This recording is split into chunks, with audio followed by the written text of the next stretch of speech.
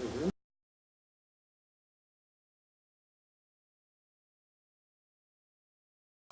There was a strong feeling, anti-Semitic feeling going on. I didn't realize how bad it was.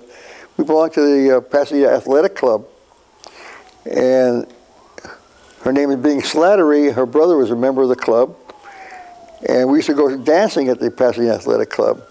And one day they called him in the office and they said, your brother-in-law, Dave Smith, you know, you can't come here anymore on account of your brother-in-law. He's Jewish. How do you like that? And this is after the war, right? I was an officer in the war, and they tell me I can't come to a club because I was Jewish. And her father got word of this, what happened, and he went down there and almost tore that club apart.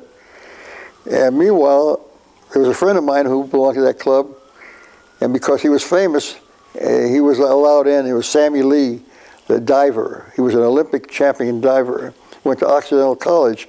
I knew Sammy from Occidental because I went there same time as Sammy.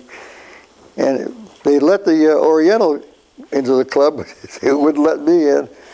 Well, we helped close it down after that. It was the first time I was ever touched by it. It got me started in the direction where I joined a Nazi party because of the ADL was looking to infiltrate a Nazi party, and I was single at the time in the 50s, and my name is Smith, and I'm living alone. And I said, I'll join the party if I can get in. And the hate groups generally consisted of older, white, Gentile women. Women? Mostly women.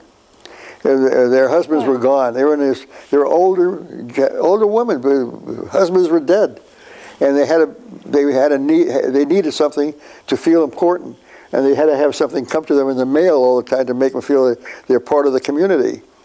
So they'd get this hate literature would be sent out in the mail to them. Yeah, I remember one of the letters was called the Cross and the Sword, and I would get all that literature immediately because I was a member of that group, and I would turn it into the Anti-Defamation League. Every time you came to a meeting, you make a contribution, $2 to $5 or whatever, and the money was given to me by the ADL, to bring the reports to them. And as soon as I came home from a meeting, I'd go to my typewriter and type out what transpired and how many people were there and what they said.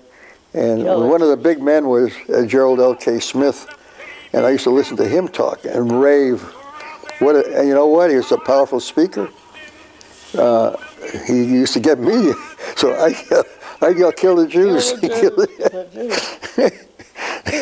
He was a good speaker, I'll tell you. I'd be the first one jumping up and yelling, "Kill the Jews!" He started the Nazi Party out here, and he died in an automobile accident. Thank God. He was coming out of a market or someplace, and he had a car accident. He got hit from the side, and they killed him. But he was really a powerful speaker. He'd get up there. He was married. He'd get his wife up there on the podium by the microphone, and he'd tell the audience how he loved his wife, and he'd kiss her, and they'd all scream and yell, and the place would go crazy because this man had such a personality, and I was one of the top. I would applaud him. It was really a lot of fun going to those meetings. But when you came out of there, you realize all these people were a bunch of, they hated everybody.